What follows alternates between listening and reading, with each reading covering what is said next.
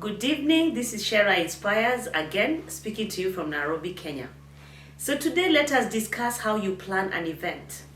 You may be wishing to plan any event. For example, it could be a baby shower, it could be a wedding, it could be a funeral or a fundraiser.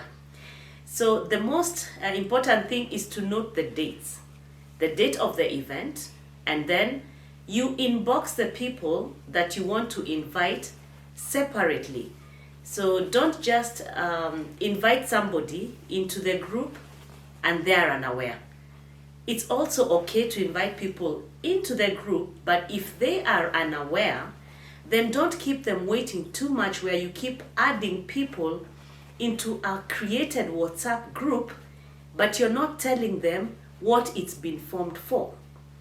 So if you're forming a group for a baby shower, then be specific and call it baby shower. If you're forming for a fundraiser, then call it fundraiser.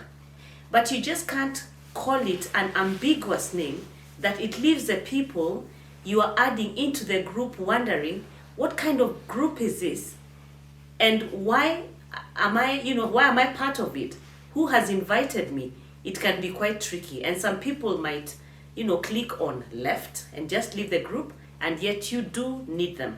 So first things first, get to know the dates, and let me work with baby shower as an example. So you're organizing a baby shower for a friend who's expecting a baby, and you're also, of course, working with the husband hand in hand, because some of them you'd preferably want it to be a surprise, or if the mother-to-be is also aware, that's fine.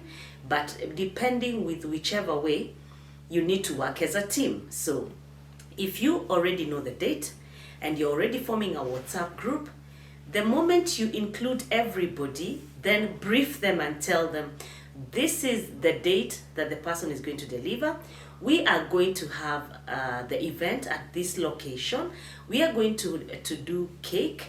We are going to buy a gift. And this is the minimum that we expect you to contribute. Then also allow people to give their comments. There are people who are very good as observers and they will not comment anything on a WhatsApp group. So if you are the admin who has started this group, then you have to be very vocal. You have to work with minimum supervision, and you have to be the one who is calling the shots. So you drive the group. So you're in charge of updates. And if people are quiet, no problem, just proceed. If you haven't agreed on the venue and you've given people time to deliberate and they're saying nothing, so just proceed. Maybe you can inbox the very close friends on the side, not necessarily in this main group. And the moment you agree on the venue, just post the venue on the wall, and on the same wall, the folder or that particular caption where you enter the contributions have the treasurer's mobile number on it. So you will say like Washera's baby shower, date, this date, treasurer's mobile number is this. And if you're in Kenya, then of course you're sending M-Pesa. So you also include, maybe the minimum is about 1,000 shillings. So the people, tell them to contribute 1,028 shillings. So that you can have also, it will cater for the transaction fees. Okay, and then in addition to that, so you've already created the group, you've included the members, and every time a new member joins, keep posting the original message telling them why the group has been formed. When you near the date of the party, then also get the names of those who will be able to attend, and those who are not going to be able to attend, you can indicate that as absent with apology. So you'll have your list so that you can be able to know how many people are you catering for. Are you going to do a main meal or are you going to do snacks? That also will assist you. So always have at least 3 days before the main day. For example, the party is for Saturday, so you're done with the shopping of the gift by Tuesday, Wednesday, so that Friday is an open day. The event is meant to be Saturday, where everything has been done, all money is collected, budget done, and you're only waiting to go to the venue, and maybe last minute touches, maybe you're doing your hair and choosing what to wear. Also agree on the color theme. Don't go back and forth making people discuss color for too long, discussing the cake flavors for too long.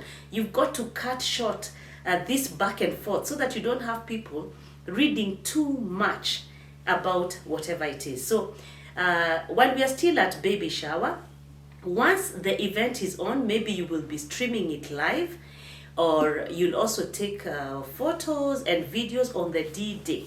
So this is now Saturday.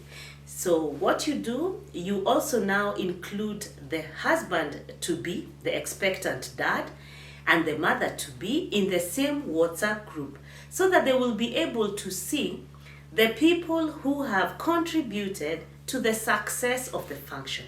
Because if you don't include them, they are not able to know who contributed to this, and they may sometimes just wonder, and it's not everyone in the group who knows each other. So when you include them, you also give them a chance to give a vote of thanks on the wall.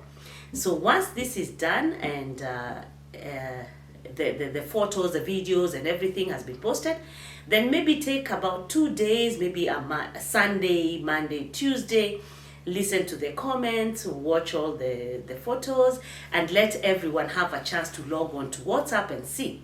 And once this is done, now remove them again from the same group. Once they have already given their vote of thanks, remove them from the same WhatsApp group, and this WhatsApp group remains. Nobody clicks on left, and you don't disband the group. Why?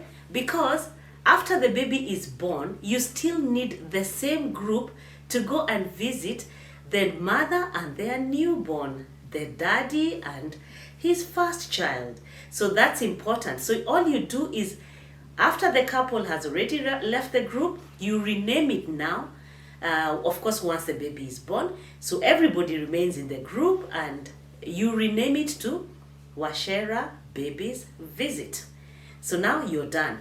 And of course, thereafter, you can keep now adding other people into the group and follow the same tips. There has to be somebody in charge. If there are any tasks, if there are any duties, you need to work with people who are swift. You don't need people who are slow. You don't send someone for a gift and this person is pretty slow. You need to work with people who work with minimum supervision, so that on the D-Day of that shower, you avoid lateness. It's the same thing also if you have an event for a wedding. Things have to work in the same manner such that you don't have any lapses. So I hope these tips have assisted you, so the next time that you're planning any event, at least you will be able to understand how to go about it.